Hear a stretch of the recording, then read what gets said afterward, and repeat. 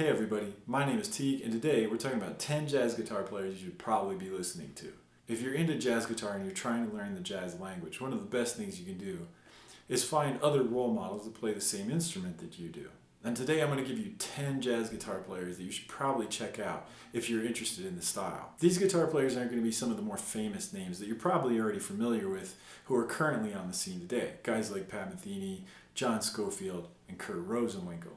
I'm really going to focus on guitar players that are a little less well known but are still extremely important. Some of these guitar players you probably have heard their name and maybe even checked out some of their music, but if you're into jazz guitar, you should really go in and dive into their playing and try and pull some information from it and really investigate how they handle the jazz language as a whole. So without further delay, let's get into this list. There's no particular order here, just kind of throwing some names at you so you can go check them out. Working backwards on our list, guitar player number 10 that you should probably be checking out is Wes Montgomery. I'm going to start with him because you're probably already familiar with the name.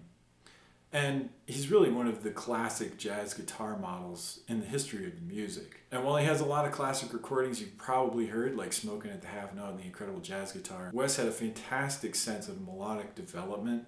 His use of the jazz language and jazz harmony was incredibly advanced for his era. And the way that he approached chord shapes for soloing on the guitar neck is pretty unique and can be quite helpful to a beginning jazz guitar player. Guitar player number 9 is Joe Pass. Joe Pass is probably another name that you've heard, but maybe you aren't too familiar with his work, but you definitely should be. Joe Pass is one of the quintessential guitar players of the past. Well, he started out with a kind of bebop approach to playing the guitar with just lines of eighth notes and great vocabulary. He rounded into more of a solo jazz guitar artist as his career progressed.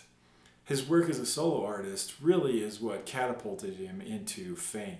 That, along with his work with vocalists like Ella Fitzgerald, really helped define the later part of his career. And his use of drop two voicings, the jazz vocabulary, and melodic development really make him an essential guitar player to check out. The 8th guitar player on our list is Jim Hall. Jim Hall is probably one of the only true improvisers on our list. Jim Hall was comfortable in virtually any setting, whether it's doing duos with Bill Evans, working in a trio setting, or playing in larger groups, sometimes being the only comping instrument. Jim Hall really covered all of the different bases, and he gives you a great model to work towards when you're trying to figure out different ways to handle different situations. The 7th guitar player on our list is Emily Remler. Emily Remler is a fantastic guitar player who, if you haven't heard of her, she's somebody you should definitely go and try and find some recordings of. She has a lot of Wes Montgomery and Herb Ellis in her playing, and she really utilized that vocabulary to great extent and actually advanced it a little bit in the 1980s. The 6th guitar player on our list is Graham Decter. Graham is more of a new guitar player on the scene. He does a lot of work with the Clayton Hamilton Jazz Orchestra and a lot of work with Jeff Hamilton. Graham is kind of a modern throwback guitar player. He has a lot of elements of advanced jazz harmony in his playing, but he also really utilizes a lot of the blues in his playing, as well as standard bebop vocabulary. Ideas from guitar players like Herb Ellis and Wes Montgomery, just like Emily Remler, but a little bit more in the modern era. The 5th guitar player on our list is Ed Bickert. Ed Bickert is a Canadian-born guitar player that was around quite a few years ago. Bickert did a lot of work in the trio setting, and he's classically known for playing a Telecaster on pretty much all of his jazz recordings. But he has a fantastic approach to the jazz guitar trio.